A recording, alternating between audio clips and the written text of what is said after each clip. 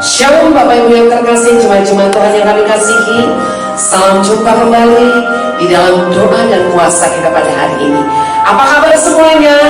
Semua bersuka cita di dalam Tuhan, amin. Baik, sebelum kita naikkan pujian penyembah kita bagi Tuhan, terlebih dahulu kita dengarkan Ivan Sofar, sikap kita dalam posisi berdoa.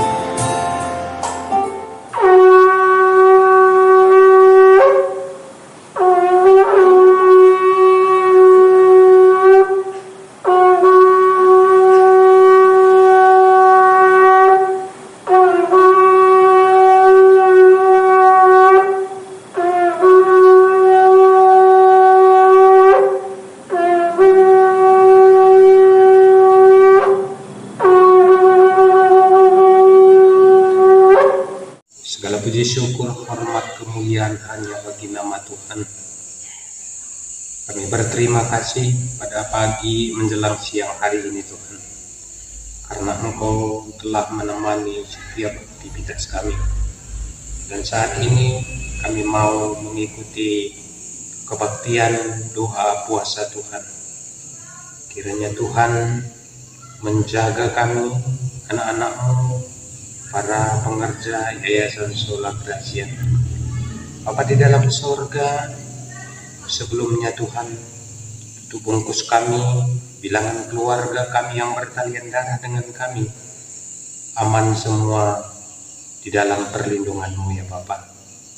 Begitu juga kami berdoa Bapa, buat semua anak-anak-Mu yang bertugas pada pagi hari ini, baik song leader, doa pembuka, doa syafaat, begitu juga yang menyebarkan firman-Mu Tuhan, begitu juga doa penutup nantinya.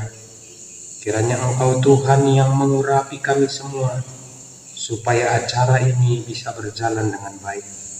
Terima kasih Bapa, dan sebentar lagi kami ingin memuji-muji Engkau, sebab Engkau Allah yang pantas dipuji, Engkau Allah yang pantas untuk disembah. Kami mohon Bapa, supaya Engkau senang dengan pujian dan penyembahan kami. Begitu juga Tuhan, kami akan mendengarkan firman-Mu. Kiranya hamba-Mu yang akan mengutarakan isi hati-Mu, Engkau urapi dengan kuasa darah-Mu yang kudus Bapa, supaya apa yang Engkau ingin katakan kepada kami anak-anak-Mu bisa diberitakannya, dan kami pun anak-anak-Mu yang mendengarkan bisa menjalankan sesuai dengan kehendak Tuhan. Terima kasih Bapa. Kami mohon penyertaan Tuhan mulai awal, pertengahan hingga akhirnya acara ini. Kami serahkan ke dalam tangan-Mu. Inilah doa kami Tuhan. Di dalam nama Tuhan Yesus kami berdoa dan mengucap syukur. Haleluya. Amin. Baik, mari kita semua berdiri. Kita tetap bersuka cita dalam puji dan mengagungkan Tuhan. Amin. Iya.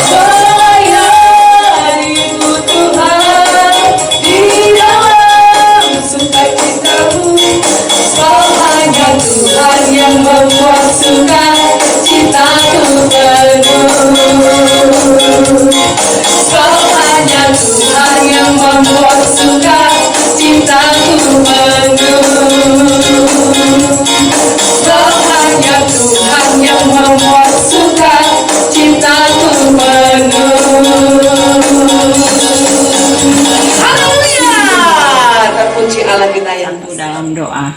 Allah Bapa yang ada di surga, Bapa yang kami kenal di dalam nama Tuhan Yesus, Tuhan dan Juru Selamat kami yang hidup.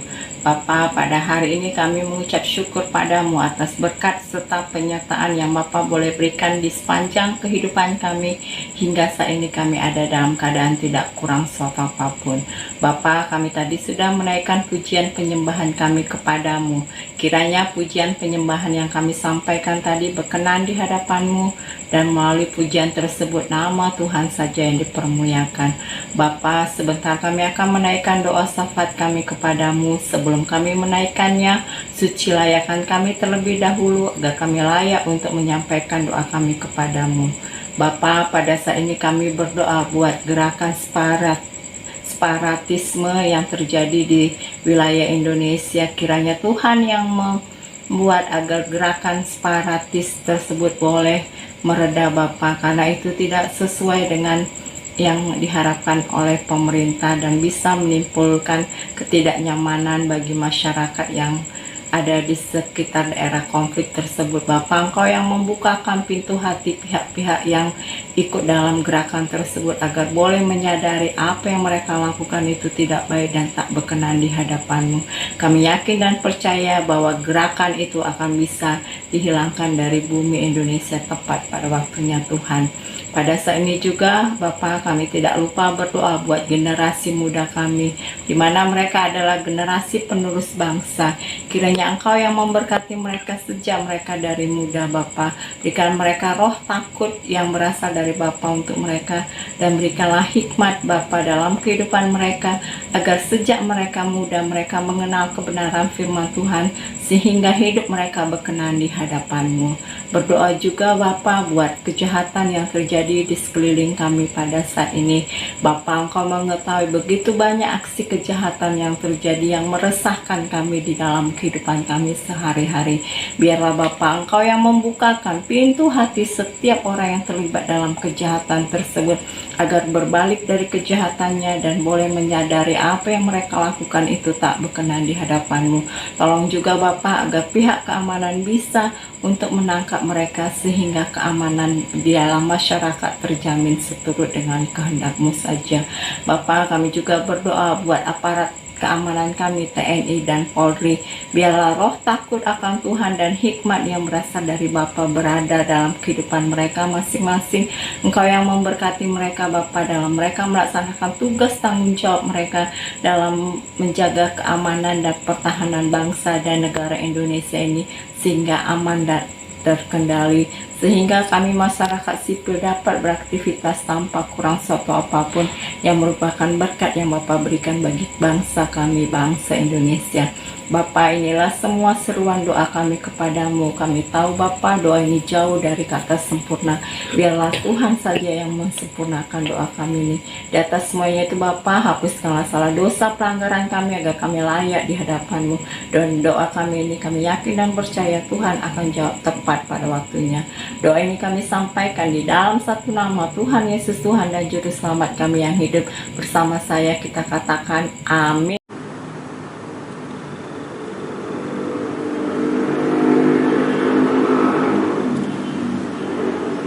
Shalom Bapak Ibu, saudara-saudaraku dikasihi oleh Tuhan. Sebelum kita mendengarkan firman Tuhan, mari kita bersatu di dalam doa. Tuhan kami yang bertahta dan yang bersemayam di tempat yang maha tinggi, Tuhan pencipta langit dan bumi, yaitu Engkaulah Tuhan yang kami kenal dan yang mengasihi kami dalam nama Yesus Kristus. Bagimulah segala pujian, kehormatan dan kemuliaan, dan bagimulah seluruh rangkaian puji-pujian penyembahan yang sudah kami lakukan dalam ibadah ini, sebab Engkau yang layak menerima semua itu. Dan saatnya kami Tuhan mau mendengarkan bagian-bagian pemberitaan firman-Mu. Kami memohon kiranya Roh-Mu yang kudus menolong kami, memberi kepada kami pengertian dan pemahaman akan kebenaran-Mu. Dan biarlah sungguh-sungguh firman-Mu yang kami dengar hari ini, firman Tuhan yang mengubahkan kami, yang menguatkan kami, dan menolong kami bertumbuh di dalam Engkau. Berkati semua sarana yang kami pakai Tuhan, mendukung pemberitaan firman. Ini kami Bapa, dalam nama Tuhan Yesus, berfirmanlah Engkau bagi kami umat-Mu siap mendengarkannya. Amin. Bapak Ibu, saudara-saudaraku yang dikasihi oleh Tuhan, firman Tuhan yang jadi dasar khutbah dalam ibadah kita hari ini terambil dari Lukas pasal yang ke-9 ayat yang 57 hingga pada ayat 62. Lukas pasal yang ke-9 ayat yang ke-57 hingga pada ayat yang ke-62. Demikian firman Tuhan, saya membacakan untuk kita semua. Hal mengikut Yesus. Ketika Yesus dan murid-muridnya melanjutkan perjalanan mereka, berkatalah seorang di tengah jalan kepada Yesus, "Aku akan mengikut engkau kemana saja engkau pergi." Yesus berkata kepadanya, "Serigala mempunyai liang dan burung mempunyai sarang, tetapi anak manusia tidak mempunyai tempat untuk meletakkan kepalanya." Lalu ia berkata kepada seorang lain, "Ikutlah aku." Tapi orang itu berkata, "Izinkanlah aku pergi dahulu menguburkan Bapakku." Tapi Yesus berkata kepadanya, "Biarlah orang mati menguburkan orang mati, tetapi engkau pergilah dan beritakanlah kerajaan Allah di mana-mana." Dan seorang lain lagi berkata, "Aku akan mengikut engkau Tuhan, tapi izinkan aku pamitan dahulu dengan keluargaku." Tapi Yesus berkata, "Setiap orang yang siap untuk membajak, tapi menoleh ke belakang, tidak layak untuk kerajaan Allah." Demikian pemberitaan firman Tuhan. Diberkati dan berbahagialah kita yang mendengar firman Tuhan ini, secara khusus kita yang melakukannya dalam hidup kita sehari-hari. Salam bagi kita semua. Bapak Ibu, saudara-saudaraku dikasihi oleh Tuhan, kita bersyukur jika Tuhan masih memberi kepada kita kesempatan hari ini untuk menikmati persekutuan kita dengan Tuhan. Sekalipun kita masih dalam ibadah virtual, kita bersyukur memang bahwa penularan COVID dalam beberapa waktu terakhir sudah semakin menurun. Kita berharap dan berdoa kepada Tuhan kiranya wabah COVID-19 ini dengan segala variannya cepat terkendalikan dan berlalu, sehingga kita tidak terganggu seperti dulu, untuk kita boleh bersama-sama secara tatap muka beribadah. Bapak Ibu, saudara-saudaraku dikasihi oleh Tuhan, dunia di mana kita sekarang berada, maksud saya dari sisi zaman, kita sebenarnya juga berada pada satu waktu di mana kita berada di zaman yang serba maju, khususnya di dalam dunia informasi dan segala teknologinya. Itu yang kita rasakan, kita saksikan, bahkan kita nikmati. Nah, Bapak Ibu saudaraku dikasihi oleh Tuhan, salah satu tren di zaman kita sekarang dengan perkembangan teknologi informasi adalah dengan banyaknya sarana-sarana komunikasi yang juga kita kenal dengan sosial media. Ya, setidaknya setiap orang minimal punya satu atau dua, bahkan lebih, ya, akun sosial media. Ada Facebook, ada Instagram, ada Twitter, ya, bahkan ada yang lain-lain. Artinya ini adalah merupakan satu kemajuan yang luar biasa dari sisi informasi dan komunikasi. Nah, sekarang ini Bapak Ibu saudaraku dikasihi Tuhan, kemajuan ini banyak dimanfaatkan oleh banyak orang. khususnya para public figure. Untuk apa? Untuk menjaring sebanyak-banyaknya orang-orang yang simpati kepada dia. Kenapa?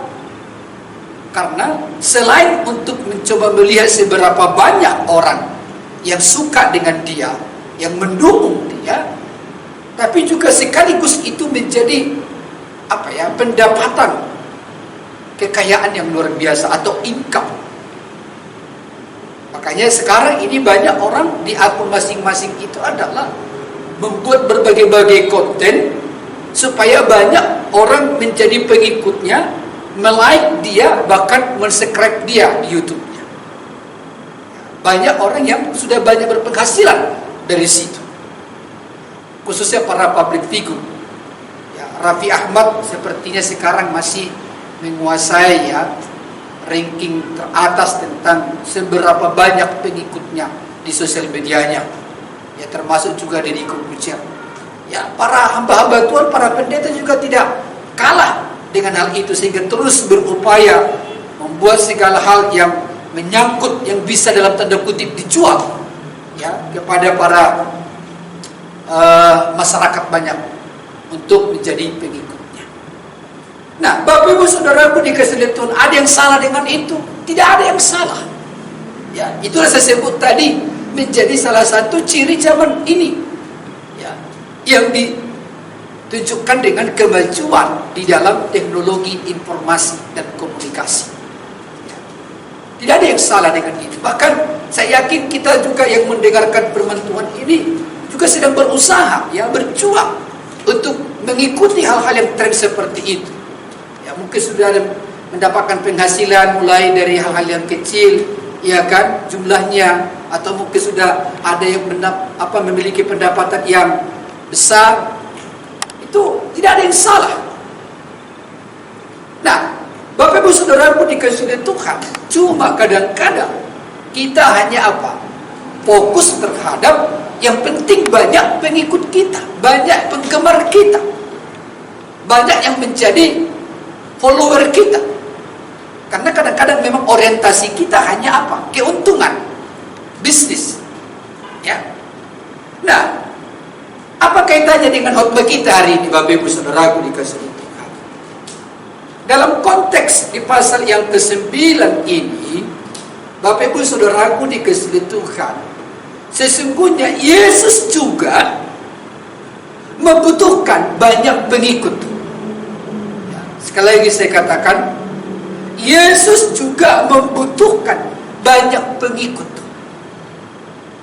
untuk orang-orang yang mempercayainya, bahkan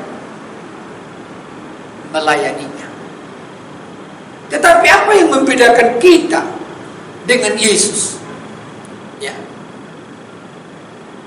Kita bersama dengan Yesus sama-sama merindukan ada banyak pengikut. Kenapa saya katakan juga sama dengan Yesus? Ya, karena Yesus tidak menghendaki orang-orang binasa. Ya. Yesus menghendaki semua orang diselamatkan. Sehingga Yesus dalam rupa manusia, yaitu Allah dari tempat yang maha tinggi datang ke dunia ini dalam rupa manusia, yaitu Allah anak, rela meninggalkan tahta kemuliaannya datang ke dunia ini dengan tujuan untuk menyelamatkan manusia, menyelamatkan sebanyak-banyaknya, bahkan semua manusia. Seperti saya katakan tadi, karena Allah tidak menghendaki seorang pun binasa, tapi memperoleh hidup yang kekal di surga. Nah, apa yang membedakan kita dan public figure dengan Yesus? Nah, seperti saya katakan tadi, kita untuk mendapatkan para pengikut kita atau para followers kita, kita tidak seleksi. Ya. Yang penting, Bapak Ibu Saudaraku dikasihi Tuhan, mereka berteman dengan kita, mereka men-tag kita, mereka men-subscribe kita, mereka memberi jempol kepada kita. Tanpa kita kenal siapapun mereka, nggak jadi persoalan. Tanpa kita perlu tahu apapun motivasi mereka, bagi kita tidak terlalu penting. Tetapi bagi Yesus, Bapak Ibu Saudaraku dikasihi Tuhan, tidak seperti itu. Ya. Yesus tidak mau bahwa orang-orang itu hanya sekedar pengikut, tetapi tidak memiliki motivasi yang benar. Sekali lagi saya katakan, itulah yang membedakan kita dengan Yesus di dalam menjaring, di dalam menjangkau orang-orang menjadi pengikut Dia. Bahwa Yesus tidak hanya sekedar membawa, menerima orang menjadi pengikutnya, tetapi juga betul-betul menseleksi. Ya. Sekali lagi saya katakan, betul-betul menseleksi siapa orang-orang yang mau menjadi pengikutnya dan apa motivasinya. Bapak Ibu Saudaraku dikasihi Tuhan, dari ayat 57 sampai ayat 62 ini setidak-tidaknya ada tipe 3 orang. Ya, ada 3 tipe orang yang mau menjadi pengikut Yesus. Dan sekaligus inilah yang menjadi konfirmasi kepada kita saat ini, seperti apa kualifikasi, ya, syarat yang ditetapkan oleh Yesus untuk menjadi pengikutnya dan pelayan. Yang pertama, Bapak Ibu Saudaraku dikasihi Tuhan, kualifikasi yang ditetapkan oleh Yesus sebagai untuk menjadi pengikutnya itu adalah tidak mengejar harta, tidak mengejar kepuasan duniawi. Jelas di ayat yang ke-57 itu dan 58, ketika Yesus dan murid-muridnya melanjutkan perjalanan mereka, berkatalah seorang di tengah jalan kepada Yesus, "Aku akan mengikut engkau kemana saja engkau pergi." Wih, luar biasa. Orang ini yang pertama mengatakan kepada Yesus dengan satu kalimat pernyataan yang begitu antusias mau menjadi pengikut Yesus dengan berkata, "Aku akan mengikut engkau kemana saja engkau pergi." Perhatikan kalimat di situ, kemana saja engkau pergi. Bukankah itu sesuatu yang luar biasa? Bukankah itu merupakan satu pernyataan yang diharapkan oleh banyak orang ketika ada orang yang diharapkan untuk mendukung dia? Saya pikir kita setuju dengan itu kan? Aku akan mengikut engkau kemana saja engkau pergi. Mau ke gunung, mau ke lembah, ya kan? Tapi anehnya di ayat yang ke-58, apa respon Yesus? Yesus berkata kepadanya, "Serigala mempunyai liang dan burung mempunyai sarang, tetapi anak manusia tidak mempunyai tempat untuk meletakkan kepalanya." Merespon pernyataan seseorang mengatakan, "Aku akan mengikut engkau kemana saja engkau pergi." Yesus meresponnya dengan mengatakan, "Serigala mempunyai liang, burung mempunyai sarang, tetapi anak manusia tidak mempunyai tempat untuk meletakkan kepalanya." Apa artinya ini Bapak Ibu? Rupanya Yesus tahu, ya, apa yang menjadi dasar orang ini untuk mengikut Yesus. Setidak-tidaknya Yesus mau mengetes apakah betul ungkapan "aku akan mengikut engkau kemana saja engkau pergi" itu adalah motivasi yang tulus atau emosi sesaat.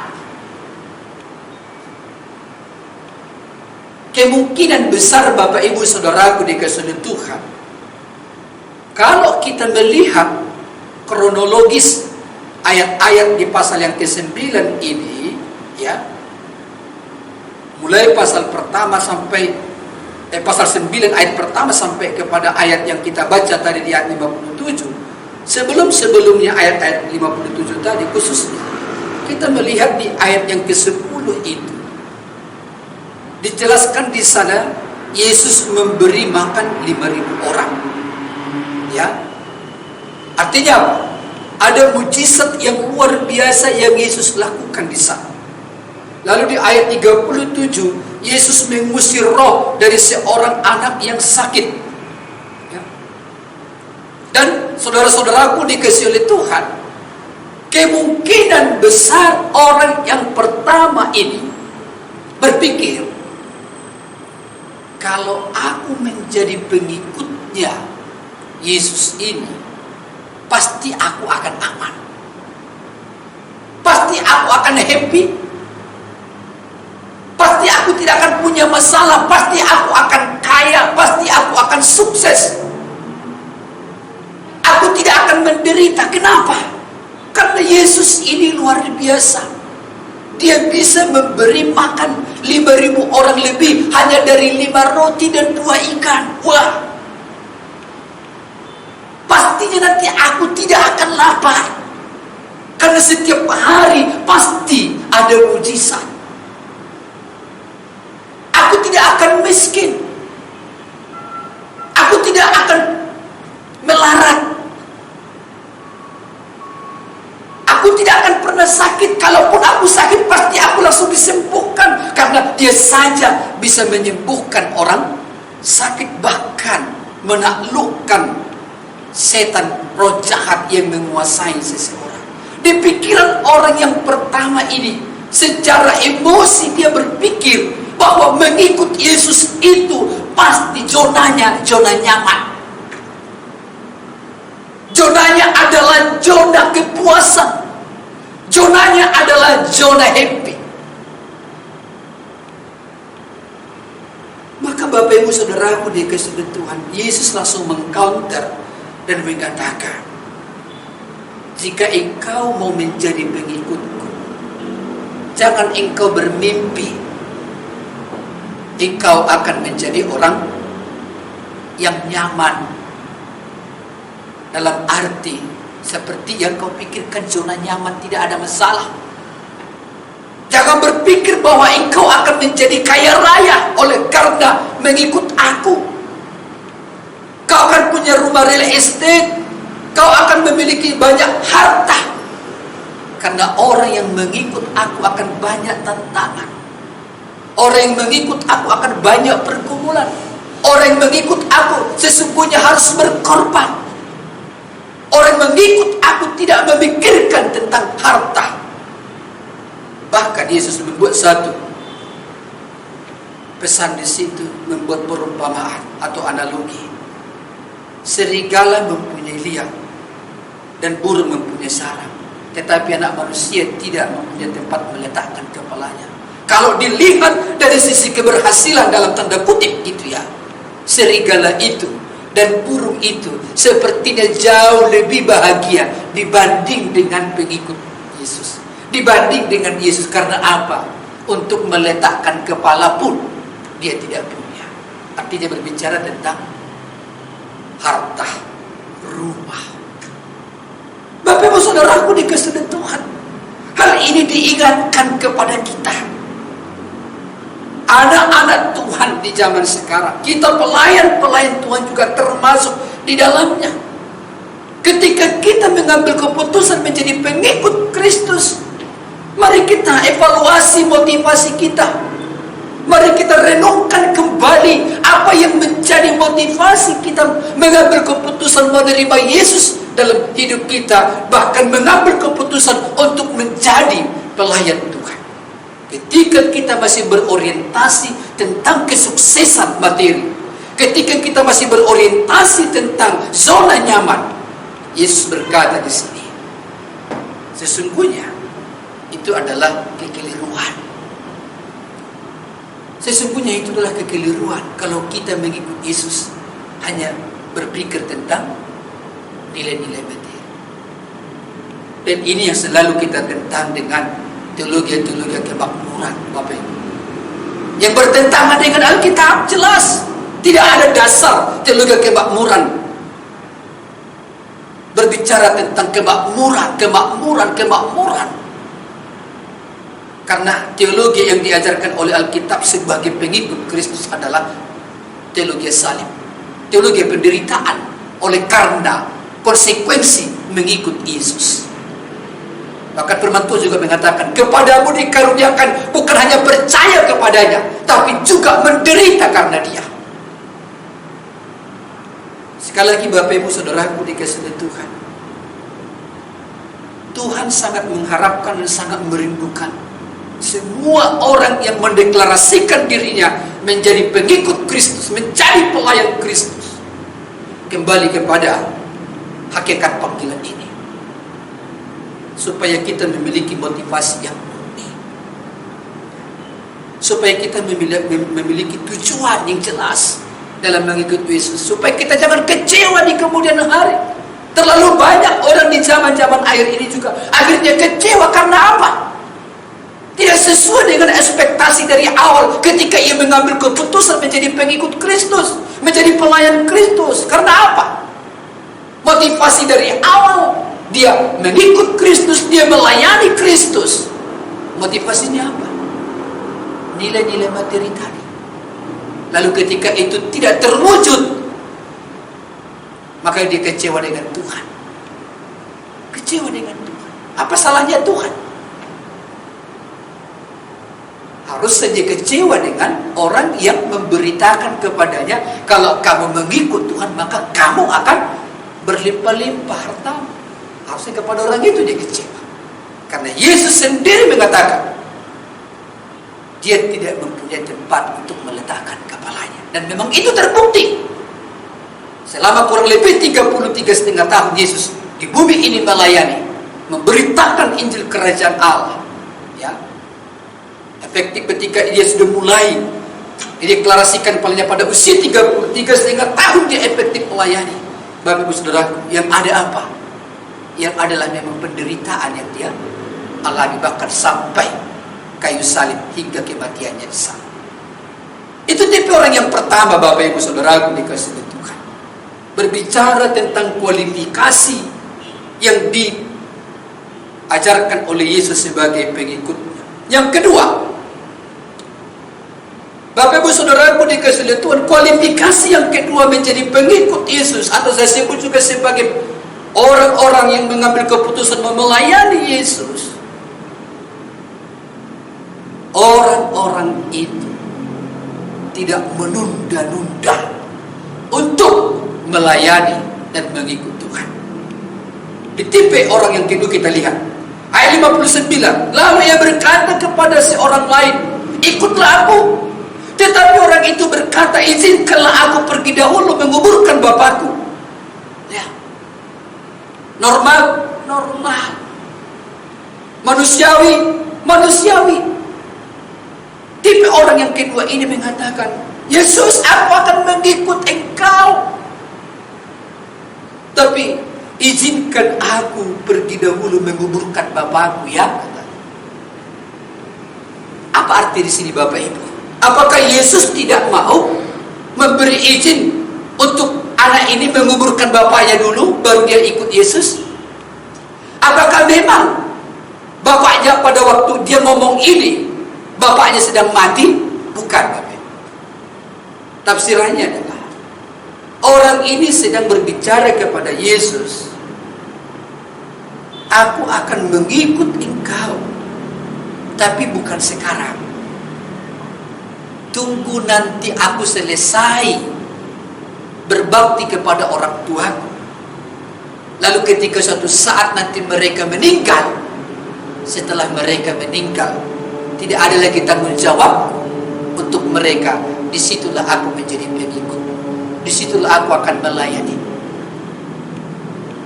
Jadi berbicara masalah tunggu dulu di sini. Ya.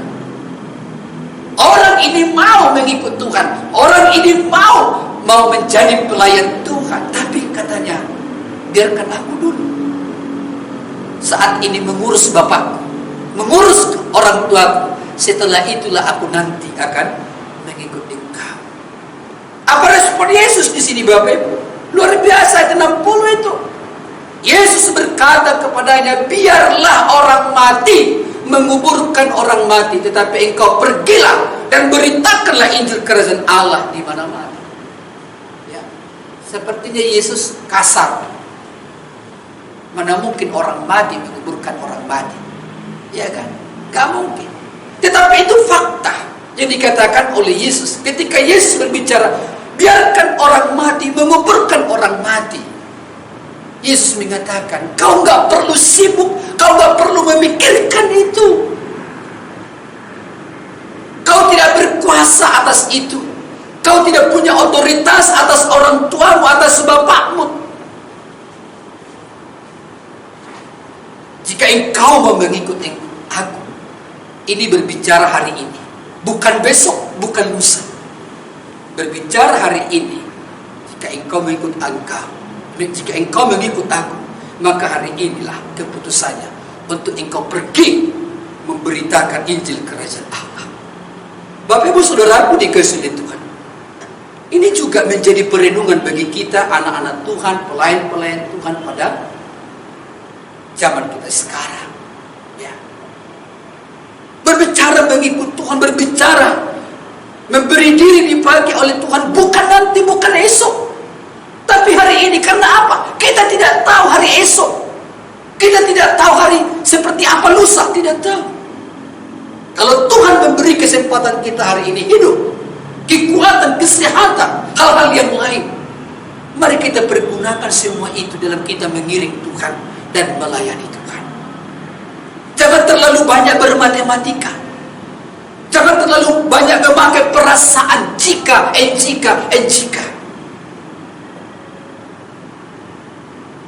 Adakah di antara kita Bapak Ibu yang hari ini sebenarnya Tuhan sudah memanggil kita, Tuhan sudah memberi kepada kita beban untuk berbuat sesuatu dalam pekerjaan Tuhan? Atau mungkin adakah di antara yang mendengarkan firman Tuhan hari ini, engkau sudah pernah mendengarkan firman Tuhan dari seseorang memanggilmu, mengajakmu untuk percaya kepada Yesus, tapi engkau masih mengatakan tunggu dulu. Takut nanti kalau aku sekarang menjadi orang Kristen, nanti keluarga aku marah. Tunggulah, biarlah dulu orang tuaku meninggal. Kalau nanti mereka sudah meninggal, mungkin kalau aku menjadi pengikut Yesus, nanti mereka tidak marah. Saudara-saudaraku dikasihi Tuhan, ini menjadi peringatan bagi kita sekali lagi. Mengikut Yesus berarti berbicara tentang waktunya Tuhan, bukan waktunya kita. Mengikut Yesus berbicara adalah ini saatnya, bukan nanti saatnya. Yang terakhir, yang ketiga, Bapak Ibu Saudaraku dikasihi Tuhan, di tipe orang yang ketiga. Kualifikasi yang ketiga, kalau kualifikasi yang pertama, motivasi di dalam mengikut Yesus bukan berbicara motivasi tentang zona nyaman, bukan berbicara tentang mendapatkan kekayaan dan yang lain-lain, tetapi berbicara tentang penderitaan, salib dalam kita mengikut Yesus. Tipe orang yang kedua yang diajarkan bagi kita di sini Bapak Ibu, jangan menunda-nunda untuk melayani Tuhan, jangan menunda-nunda kasih karunia Tuhan. Jika Tuhan sudah berbicara kepada kita tentang keselamatan. Yang ketiga, yang terakhir Bapak Ibu Saudaraku dikasihi Tuhan, Yesus mau. Kualifikasi yang ketiga yang ditawarkan, yang diajarkan melalui tipe orang yang ketiga ini adalah para pengikutnya itu fokus kepada Tuhan. Di ayat yang ke-61, dan seorang lain lagi berkata, aku akan mengikut engkau Tuhan, tetapi izinkanlah aku pamitan dahulu dengan keluargaku. Tetapi Yesus berkata, setiap orang yang siap untuk membajak tapi menoleh ke belakang tidak layak untuk kerajaan Allah. Bapak Ibu Saudaraku dikasihi Tuhan, Yesus itu tidak pernah mau dinomorduakan. Kalau kita belajar dalam konteks perjanjian lama, itu jelas hukumannya. Ya. Yesus tidak mau dinomorduakan. Yesus harus yang menjadi terutama. Yesus harus menjadi fokus dari seseorang dalam pengikut Dia. Maka Yesus mengatakan di sini ketika ini berbicara, izinkan aku pamitan dahulu dengan keluarga. Yesus ada kalanya seperti yang tidak punya toleransi. Yesus ada kalanya seperti tidak bisa memahami perasaan seseorang. Tetapi bagi Yesus, Bapak Ibu Saudaraku dikasihi oleh Tuhan, cinta kasih kita kepada Tuhan, kasih sayang kita kepada Tuhan tidak boleh melebihi, yang maksud saya adalah harus melebihi cinta kasih kita kepada sesama. Harus Tuhan yang terutama. Sekalipun itu keluarga, yang terutama itu adalah Tuhan. Dan fokus. Maka Yesus mengatakan, membuat di situ satu perumpamaan. Setiap orang yang siap membajak tapi menoleh ke belakang tidak layak untuk kerajaan Allah. Sekali kita mengambil komitmen menjadi pengikut Tuhan, janganlah keseriusan kita, fokus kita itu bercabang-cabang. Ya, jangan bercabang-cabang. Mungkin ada banyak hal-hal yang mempengaruhi kita, menoleh ke kiri, menoleh ke kanan, menoleh ke belakang. Terlebih jika hal-hal itu adalah sesuatu yang menghalangi kita untuk fokus kepada Tuhan, maka kita tidak layak. Bahkan harga yang dibayar itu begitu mahal. Saya pikir kita tahu, sering kita membaca dan mendengar khotbah tentang bagaimana kisah Lot dan istrinya ketika Tuhan menghukum Sodom Gomora oleh karena keberdosaan penduduknya.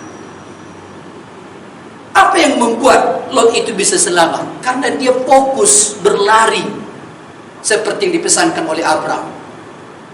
Tetapi istrinya, memang dia berlari, tetapi masih ada pikiran, perasaan terbagi-bagi. Apa itu? Dia masih menoleh ke belakang. Tentang apa? Semua harta benda yang tinggal. Mungkin dia sedang berpikir, apa yang bisa kuselamatkan? Bagaimana hartaku? Orang yang bercabang pikirannya tidak akan bisa fokus kepada tujuan. Maka Yesus mengatakan, tidak layak. Orang yang membajak, yang menoleh ke belakang, tidak layak. Kita pun tidak akan menjadi orang yang maksimal. Kita tidak akan menjadi orang yang luar biasa di tangan Tuhan. Kita tidak akan menjadi pengikut Kristus yang militan jika kita masih tidak fokus kepada Tuhan. Saya juga sering mengkhotbahkan kisah Petrus, Bapak Ibu. Ketika Petrus melihat Yesus ada berdiri di tengah danau, lalu Petrus memohon kepada Tuhan supaya diizinkan ia berjalan di atas air mendapatkan Yesus, untuk membuktikan bahwa itu Yesus. Lalu Yesus mengatakan, silakan Petrus. Alkitab mencatat, selama Petrus fokus melihat Tuhan yang ada di depannya, ia bisa berjalan beberapa langkah di atas air. Tapi Alkitab mencatat ketika Petrus merasakan tiupan angin, mulailah ia takut dan lalu ia tenggelam. Saya selalu katakan, Bapak Ibu Saudaraku dikasihi Tuhan, apakah sebelumnya angin tidak ada di situ? Ada. Tetapi mengapa Petrus lebih fokus pada tiupan angin itu? Karena pikirannya fokusnya sudah mulai terbagi. Saudara-saudaraku dikasihi Tuhan, mari hari ini Tuhan mengingatkan kita supaya kita tetap fokus kepada Tuhan. Banyak hal yang mungkin mempengaruhi fokus kita sekarang. Bisa persoalan-persoalan yang muncul dalam keluarga kita, dalam pribadi kita, mungkin pergumulan-pergumulan tertentu. Tapi jangan biarkan itu untuk mengalihkan fokus kepada Tuhan. Tapi justru sekencang apapun badai itu datang, tetaplah fokus kepada Tuhan, karena itulah yang menentukan kemenangan kita. Oleh karena itu, di penghujung khotbah hari ini, Bapak Ibu, mari kita evaluasi, mari kita renungkan diri kita sebagai orang Kristen, sebagai pelayan Tuhan, apapun mungkin jabatan-jabatan rohani yang kita miliki. Mari kita evaluasi, sudahkah kita memiliki motivasi yang benar dalam mengikut Tuhan? Mari uji motivasi, karena itu sangat menentukan hari esok dan lusa. di dalam engkau dengerin Tuhan. Mari uji, apakah Yesus yang terutama dalam hidup, bukan yang lain? Dan mari uji, apakah engkau masih menunggu waktu yang tepat untuk melayani dan mengikut Tuhan? Ini saatnya engkau mengambil keputusan. Amin. Mari kita berdoa. Bapa di dalam surga, hari ini kami bersyukur Kau memberi kami kesempatan untuk boleh mendengarkan firman-Mu, mengingatkan kami kembali akan motivasi kami mengambil keputusan sebagai anak-anak Tuhan, sebagai pengikut Kristus, dan motivasi kami di dalam memberi diri kami sebagai seorang pelayan, dimanapun kami sebagai seorang pelayan. Tuhan, tolong kami melalui khotbah hari ini, kami kiranya dimampukan untuk boleh mengintrospeksi diri, merenungkan kembali keberadaan kami sebagai anak-anak Tuhan dan sebagai pelayan Tuhan, supaya motivasi kami dimurnikan kembali dalam mengikuti Engkau, karena itulah yang membuat kami layak sebagai pengikut-pengikut Kristus, terlebih di zaman-zaman akhir ini, supaya keberadaan kami sebagai anak-anak Tuhan boleh menjadi berkat, boleh menjadi garam, boleh menjadi terang di dunia sekitar kami, sehingga lewat hidup kami banyak orang yang mengaku bahwa Yesus adalah Tuhan. Lutut semakin banyak bertelut menyembah bahwa Yesus adalah Tuhan. Terima kasih Tuhan, berkati kami lewat firman begini. Namamu lah yang terpuji dan termulia. Dalam nama Yesus Kristus kami berdoa. Amin. Salam bagi kita semua, Tuhan berkati, salam sehat.